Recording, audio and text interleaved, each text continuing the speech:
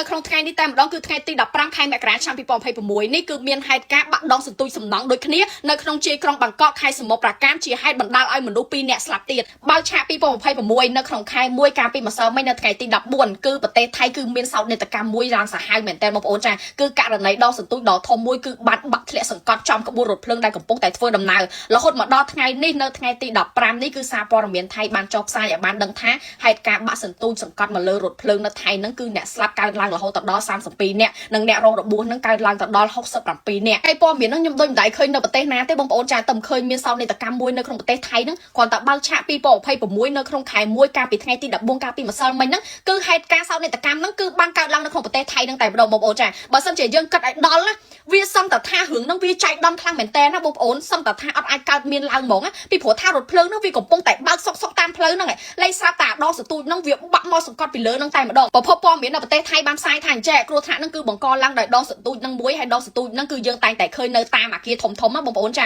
នៅតាមអគារធំៗដែលគេកំពុងតែសាងសង់អគារហ្នឹងព្រោះមុខងារដងសន្ទូចហ្នឹងគឺគេទុកស្ទូចឲ្យវ៉ាន់ឡើងទៅលើឬមួយក៏ស្ទូចថ្មស្ទូចអីយកទៅសាងសង់នៅខាងលើអគារអញ្ចឹងណាបងប្អូនហើយជាក់ស្ដែងដងសន្ទូចមួយហ្នឹងគឺជារបស់គម្រោងសាងសង់រថភ្លើងលឿនលឿននៅថៃបងប្អូនហើយចៃដន្យអីវាធ្លាក់មកចំល្អហ្មងវាធ្លាក់មកចំអារថភ្លើងដែលគេកំពុងតែបើកធ្វើដំណើរឆ្លងកាត់នឹងឯងបងប្អូនចាហើយអ្នកដែលរួចជីវិតពីក្នុងហេតុការណ៍ហ្នឹងគឺគាត់បាននិយាយថាអញ្ចឹងគ្រាន់តែអាដងសន្ទូចនឹងធ្លាក់មកលើភ្លាមធ្លាក់មកលើប៉ះចំដបូររថភ្លើងនឹងភ្លាមមកបងប្អូនគឺសំឡេងលាន់ដូចរន្ទះចឹងបងប្អូនចាហើយសន្ទូចនឹងមិនមែនទូចណាបងប្អូនចាប្រវែងក៏វែងធ្ងន់ក៏ធ្ងន់ធំក៏ធំហើយខ្ពស់ក៏ខ្ពស់ហើយដល់ពេលបងប្អូនសាកសម័យមើលពេលដែលវាបាក់ហើយវាសកត់ទៅលើអារថភ្លើងហ្នឹងថាតើវាមានសំឡេងមិនបងប្អូនចាអ្នកនៅក្នុងហ្នឹងគឺស្លាប់ច្រើនមែនតើហើយមានអ្នករងរបួសហ្នឹងក៏ច្រើនដែរបើនិយាយពីក្បាលរថភ្លើងវិញបងប្អូនចាក្បាលរថភ្លើងហ្នឹងគឺបានតាក់ជាមួយនឹងខ្សែកាបនៃដងសន្ទូចហ្នឹងតែម្ដងដែលធ្វើឲ្យទូទី2និងទូទី3បានកន្ត្រាក់ខ្លាំងមែនតើរហូតដល់ធ្លាក់ពីលើផ្លូវរថភ្លើងហ្នឹងណាបងប្អូនហើយមនុស្សដែលនៅក្នុងរថភ្លើងហ្នឹងគឺចូលប្រហែលជា190នាក់ហើយដូចបានឃើញអញ្ចឹងអ្នកដែលជាប់គាំងនៅក្នុងហ្នឹងក៏មានច្រើនហើយឥឡូវហ្នឹងក្រុមសង្គ្រោះហ្នឹងក៏បានជួយព្យាយាម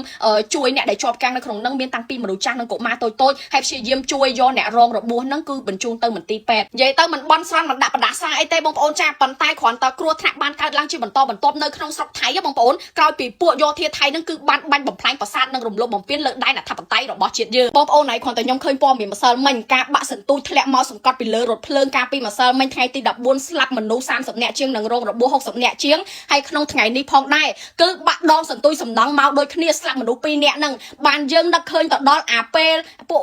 អាយោធាហ្នឹងវាបាញ់ប្រហារនិងបាញ់គ្រាប់ផ្លោងចូលប្រាសាទព្រះវិហាររបស់យើងនេះដែលនាំឲ្យមានការខូចខាតយ៉ាងធ្ងន់ធ្ងរបំផុតនេះអញ្ចឹងបានថាអាកម្មពៀវាមានប៉ុតថាបងប្អូនចាអ្នកណាធ្វើអ្នកនឹងអ្នកទទួលមិនមែនអ្នកឯងធ្វើឲ្យយើងអ្នកទទួលទេណាបងប្អូនអញ្ចឹងអាអ្នកធ្វើឲ្យវាទទួលតាមកម្មផលរបស់វាទៅបងប្អូនចាឃើញអត់បងប្អូនគ្រាន់តែបើកចូលឆ្នាំ2026ភ្លាមថ្ងៃទី14បាក់សន្ទូចម្ដងឥឡូវចូលមកដល់ថ្ងៃទី15ថ្ងៃនេះទៀតបាក់សន្ទូចម្ដងទៀតបងប្អូនចាហើយបងប្អូនមានបានចាំអត្តទិភាពដែលពួកវាទម្លាក់គ្រាប់ដើម្បីផ្ដាច់ស្ពានរបស់យើងបងប្អូនចានេះឥឡូវឲ្យពួកវាទទួលរងវិញទៅបងប្អូនឃើញដាច់ស្ពាននេះដាច់ស្ពានវាវិញហ៎និយាយទៅកម្មពៀមានប៉ុតបងប្អូន